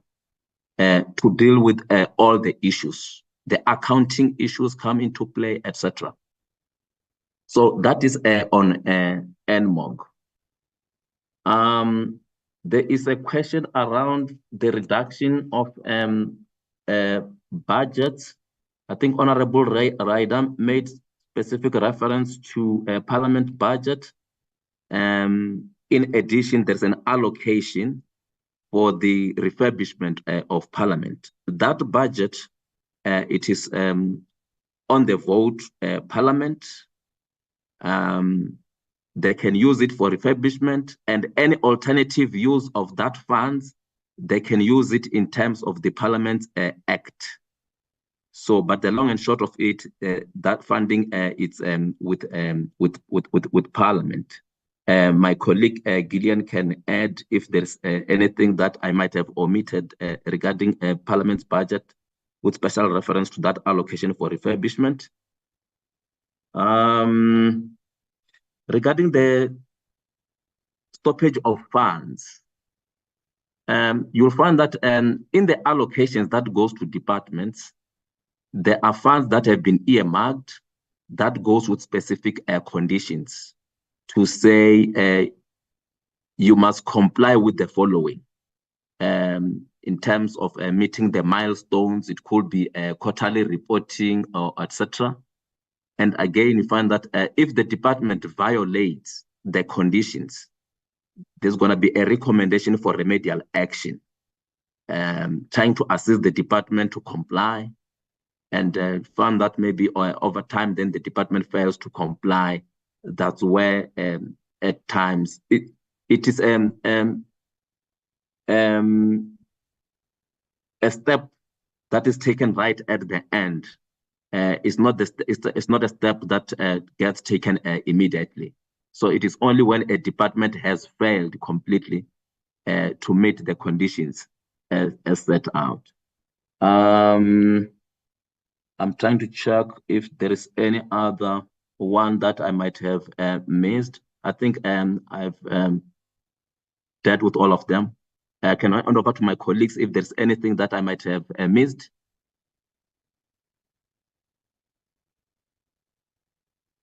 Back to you, DJ.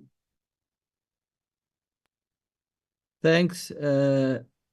Thank you, Rendani, and thanks as well to the DM for those. I don't think, Honorable Chair, they've left anything for me except for one or two. So let me quickly respond to those.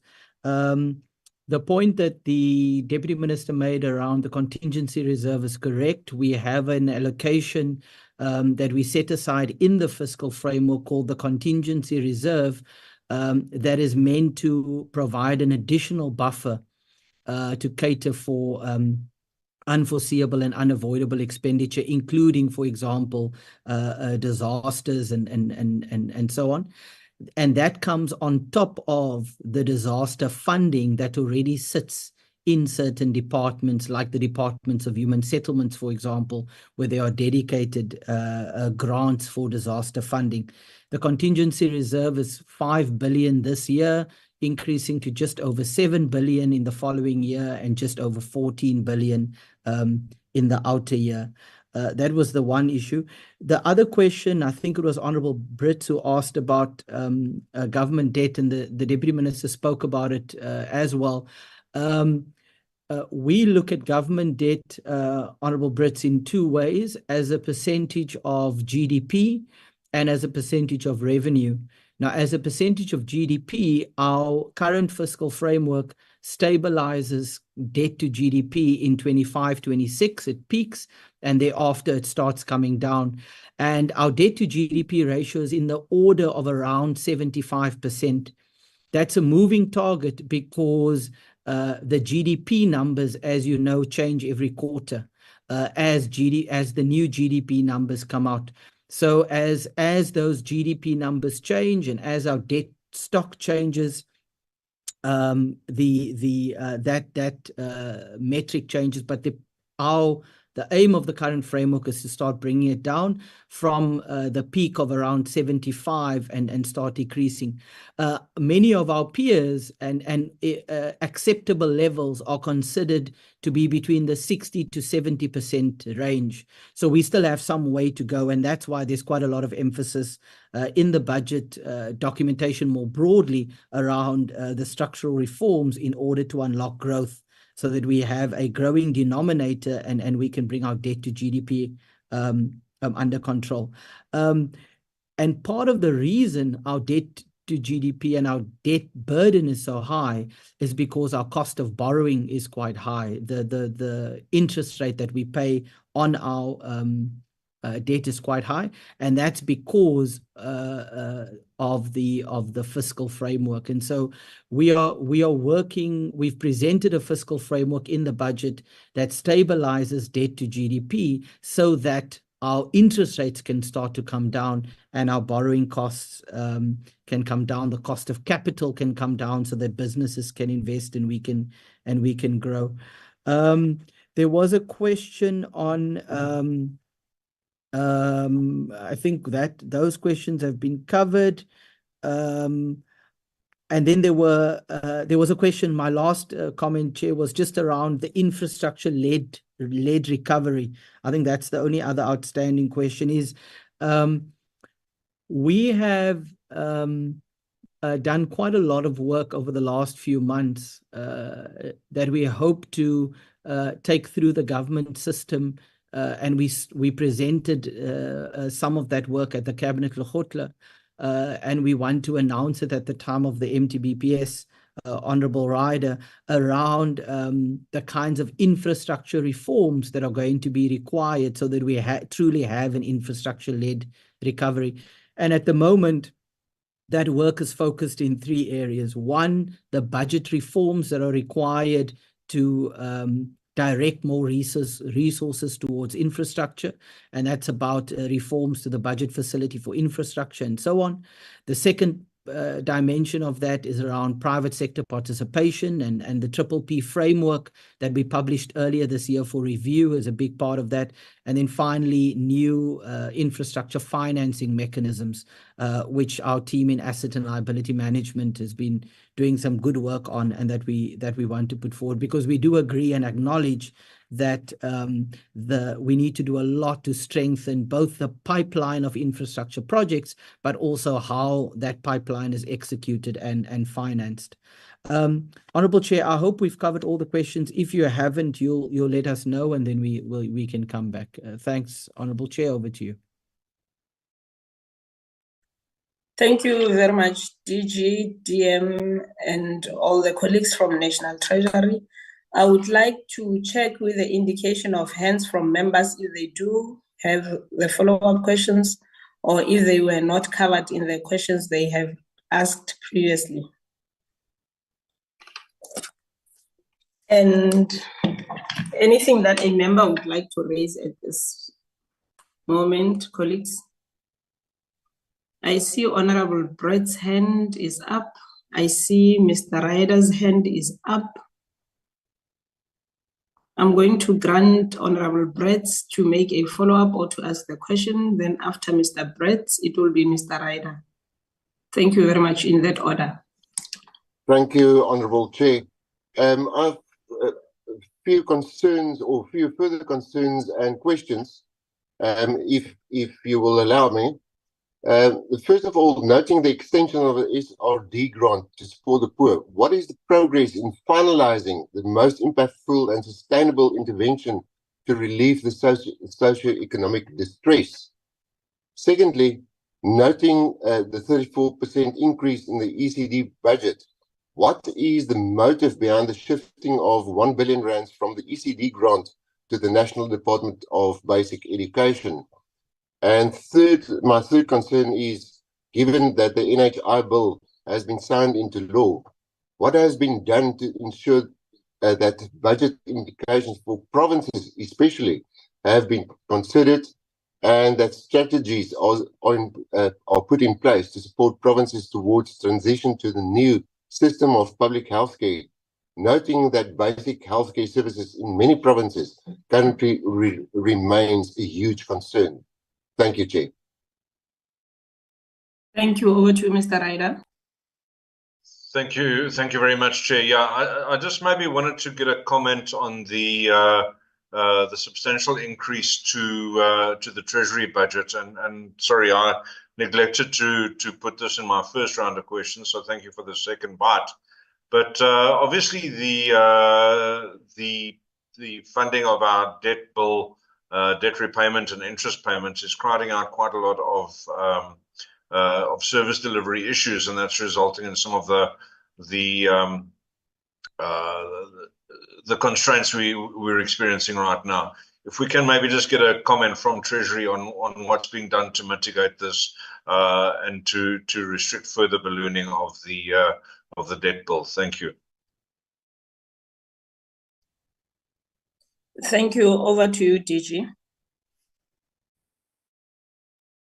Thank you, Honourable Chair. I'll ask two of my colleagues to come in on those two specific questions. Mark is here and he can talk to the question on NHI bill and healthcare funding and what's in the fiscal framework.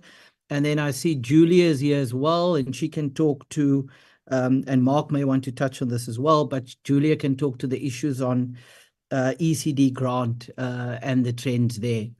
Chair, with your permission, I'll ask Mark to come in, and then Julia, and then I'll come back to Honourable Ryder's question. Mark? Okay, thank you, DG, and good morning, Honourable Chairperson, Honourable members. Congratulations on your appointments, and we look forward to working with you.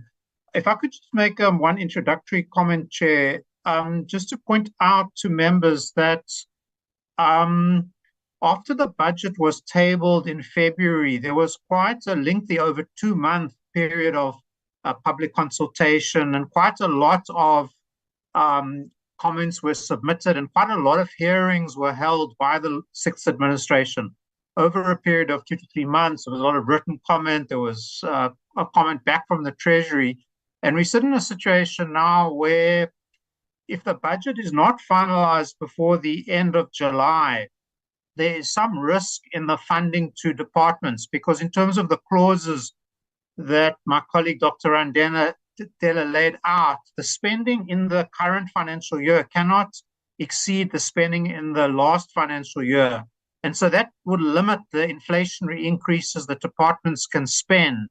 So I just wanted to point out to members that there has been a lot of groundwork at the end of the last administration with a lot of public hearings, which the members can, refer to as needed. But there is some urgency in passing the budget, to mention that, if I may.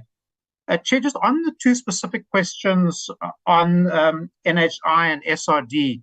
Firstly, on NHI, this reform that will take quite some time to roll out. It will take at least 2 years for the NHI fund to be listed as a new Schedule 3A public entity. There is some preliminary funding in the budget, both to provinces through what is called the Direct National Health Insurance Grant, which is for some preparatory activities, partly around infrastructure, and also through an indirect grant, which is to the National Department around some preparatory activities.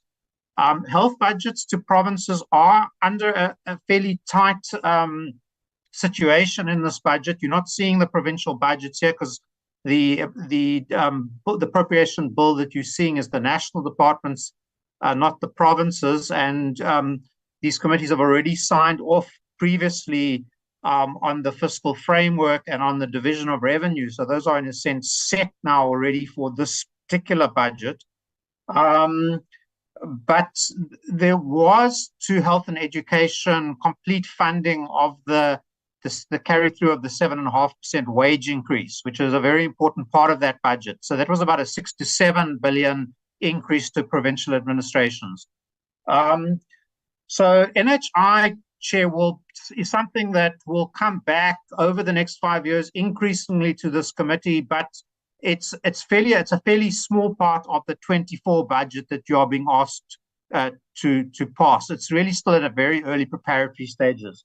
On SRD, Chair, this budget does make provision for the continuation of the SRD now 370 grant for it's funded for the first year, and funding for the second and third years are contained below the line.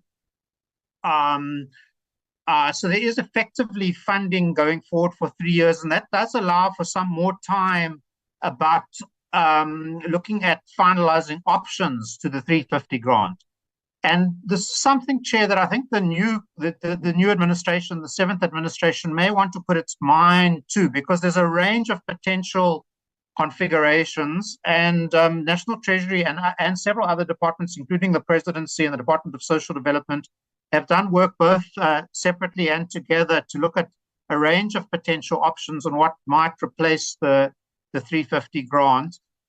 Going into a new administration now, I think this is an area that members may well want to think about. One of the biggest trade-offs that perhaps need to be thought through is the balance, because one's talking here about young adults, often between, say, 18 and 30, many of whom have never had a work experience. And so what is the balance that members of parliament, would like to see between social grants for that age group or kind of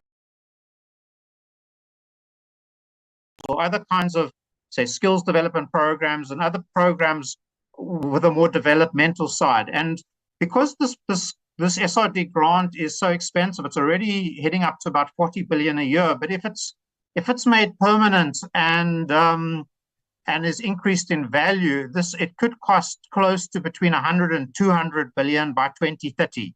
So that would have very substantial implications for the budget and for the fiscal situation and the debt situation. So it is an important matter that the committee will need to consider over time. But for the 24 budget, the numbers are in the budget, and the committee just needs to pass those numbers for this year. There's still a number of months that the committee can still wrestle with different options for the way forward, and we'll be happy to brief the committee further on this at your leisure. Over to my colleague Julia, who has made substantial improvements in ECD since this has shifted to her votes under education from social development. Thank you, Chair. Good morning, Honourable Chairperson and Honourable Members. Thank you, Mark. So ECD is delivered by the provinces, but for a set of pilots, one on a new nutrition model and another one on outcome-based contracting, the national department is going to run those pilots. So that's why the money has shifted from the province up to national. And then I couldn't hear the Honourable Muisa quite clearly, but I got bits and pieces. Just to say, Honourable Member, there is 324 billion rand allocated for basic education, of which only 32 billion is allocated at a national level, and the remainder is in the 9 provinces. And of the 32 billion that is allocated at national, roughly about 80% of that is conditional grants that go to provinces. So because basic education is a concurrent function, the national department does deliver some items, but the main part of education is delivered by provinces.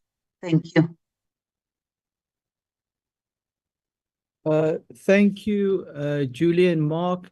Chair, with your permission, if I could quickly speak to Honourable Ryder's question around the debt service costs and those increases and what we are doing to manage those. The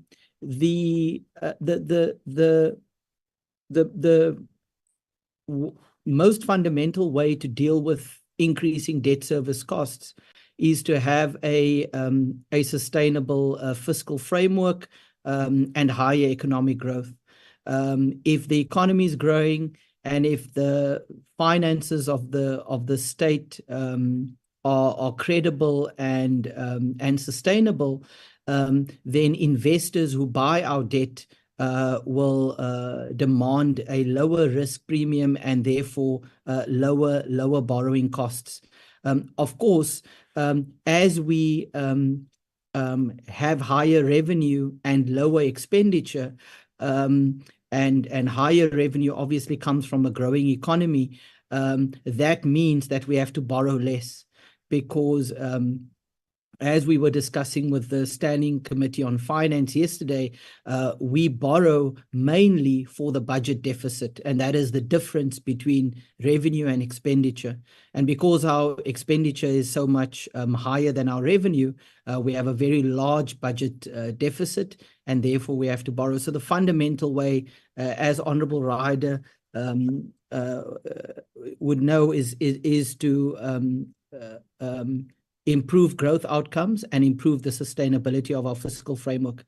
However, that being said, because getting to a point where you have higher growth and getting to a point where debt to GDP starts to come down takes time, in the last year or two, we have slightly changed our funding strategy in order to also bring our debt service costs down. And the main way in which you can change your funding strategy to bring debt service costs down is to, within the risk metrics that we have set for ourselves, which we publish in Chapter 7 of the Budget Review, we have started to shorten the duration of the instruments that we issue. That comes with some risk, because if all of your debt is due in the next few years, then that means that you have the potential, you raise the default risk and you raise the rollover risk, because some of these instruments have to be rolled over. However, as long as you do this within your risk guidelines, it is a mechanism for you to use your funding strategy to bring down debt service costs. So we've issued slightly more Treasury bills this year than we have in the past, in order to bring our debt service costs down. We've introduced some new instruments in order to bring our debt service costs down, such as our floating rate notes. And very importantly, we've also relied more on concessional funding from the New Development Bank, the World Bank, KfW, the German Development Agency, and the French Development Agency, AFD, because those concessional loans are substantially cheaper than what we get in the market. And that's another mechanism through which we've brought down our debt service costs. So we have used changes to our funding strategy to bring our debt service costs down. However, as I've indicated, the only real sustainable solution to lower debt service costs will be higher growth and a sustainable fiscal framework, which remains our focus. Chair, with that, I will now hand back to you. I hope we've covered the additional questions sufficiently. Thank you very much, DG. I guess this brings us to the end of the engagements between the National Treasury and the Select Committee on Appropriations. Section 213 of the Constitution provides that money may be withdrawn from the National Revenue Fund only in terms of the Appropriation Act of Parliament, or as a direct charge when it is provided for the Constitution. I'm saying this because, honorable members, this is the reason that today we received a brief from the National Treasury so that we can give effect to both our mandate as this committee and of Section 123 of the Constitution. And as we have no more further questions, I would really appreciate the time set aside by the Deputy Minister, the National Treasury, the members of the committee, and the staff members to come to such robust engagements, and hoping that we will be working together, holding each other hand by hand to execute the mandates given both to us, the National Treasury, and the members of this committee in executing our work. Colleagues, allow me to maybe allow members of the National Treasury and the Deputy Minister to can leave the meeting, as the next item of their agenda does not need their participation, as we will be strictly dealing with the minutes of the meeting, and I don't see the reason to keep them in the meeting if they have given us clarity on what we wanted to engage on. Minister, DG, and your other colleagues, you may step off the meeting as we're dealing with minutes of the previous meeting as the committee. Thank you very much once again for your time. Thank you, Chairperson. Bye. Thank you, Chair.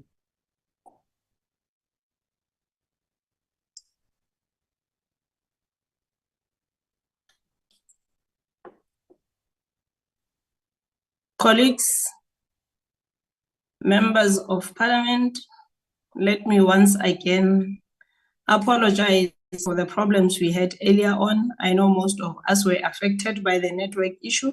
I've already made a submission, wrote to the chairperson of the NCO and the chief whip to kindly assist us in making sure that we are allocated offices. Maybe the network in the NCOP or in the parliament precincts are better than the networks in areas where we are staying currently, because most of us really struggled to continue with this meeting. I am going to request that we go through the minutes of the previous meeting. We adopt them or we reject them as members of the committee. But for now, I will take noted, Mr. Ryder, your submission is noted on the comment section. For now, I will take this opportunity to allow Mr. Nodada to take us through the minutes of the previous meeting. Over to you, Mr. Nodada.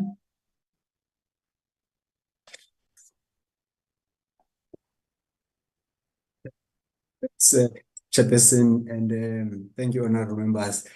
Chairperson, the minutes of the previous meeting, which are dated 11th July 2024, appear on the screen, and the minutes were shared with members last Friday. So we are on page 1 of the minutes, Chairperson. The attendance of members. May the members please double check if we have written their surnames correctly and initials. Thank you, Chair.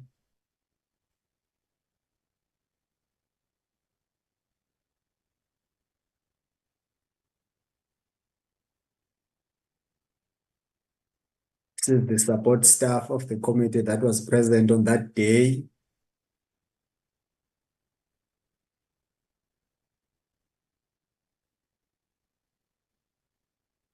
Page 2 is the actual proceedings of the meeting.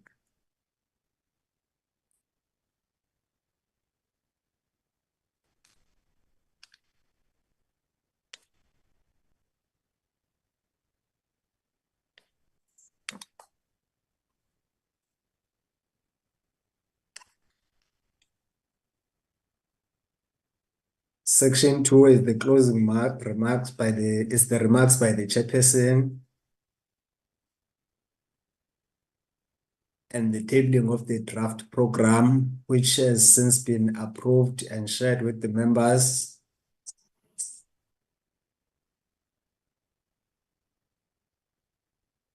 This is the end of the meeting, which adjourned at 6:10.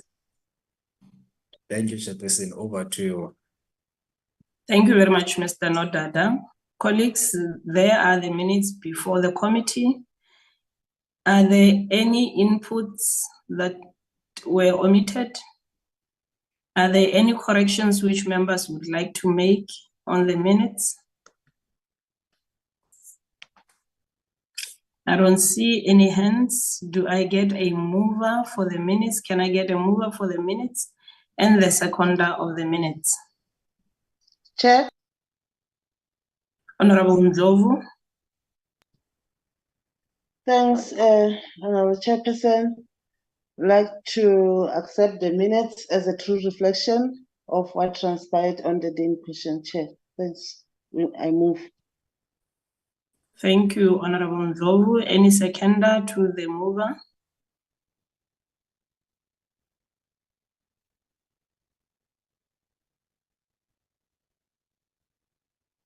Honorable Swart. Chair, Paul Swart, I move that we accept the minutes. Thank you very much, Honorable Swartz. This brings us to an agreement that the meeting put before us today is a true reflection of the engagement or the outcome of the meeting that we held last week. I'm not going to waste time, colleagues. I'll give over to Mr. Nodada to give us announcements if we have any announcements, and also to remind members that tomorrow we'll be meeting at 10 o'clock members will be communicated to. I'm going to try and talk again with the chairperson and the chief whip, and maybe Mr. Ryder as part of this committee as well. And as a house person, he'll assist in making sure that members are given their offices where offices are available to make sure that we run our meetings smoothly without hindrances of any network challenges. Over to you for any announcements, Mr. Lubabalo. Thank you very much, Chairperson and honorable members. Chairperson, there are no major announcements except to just remind members that tomorrow the committee will be meeting with FFC, receiving a briefing on the appropriation bill, Chairperson, and noting the unfortunate situation that members experienced earlier on with respect to connectivity. I have made contact with FFC, that's just to check their availability in case a final decision is taken that tomorrow's meeting must be in person. They are on standby. After this meeting, we are going to try and see if it's not going to be possible to secure a venue. But if it's not possible to secure a venue in Parliament, the next option, which might be long, is securing a venue outside Parliament, and that process might also have financial implications. So it can go either way. I don't want to raise hopes for members that it will be approved. It's beyond my level. So if then we are unsuccessful with respect to securing a venue for tomorrow, unfortunately, honorable members and chairperson, we will come back and to this platform of virtual exercise. But we are going to try and see what is it that we can do and update members later on, and then a final decision will be taken by the leadership of the committee before communicating with the outside stakeholders as to what is going to be the way forward with respect to the venue. Thank you, Chairperson. Over to you. Thank you, Mr. Nodada. Can I check with members of Parliament if tomorrow we are supposed to attend, or we win to get a venue for the meeting? Will they all be in Cape Town to be able to attend the meeting? Because you might find that other members did not even fly to Cape Town knowing that all their meetings will be on virtual for this week.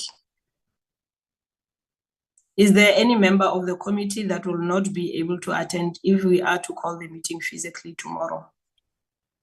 Chairperson, everybody's here. They want to attend, so let's go physical. Chairperson, I request to be heard. Yes, Mr. Brett. Thank you, Honourable Chair. Honourable Chair, I'm currently not in Cape Town, so I will not be able to attend physically tomorrow.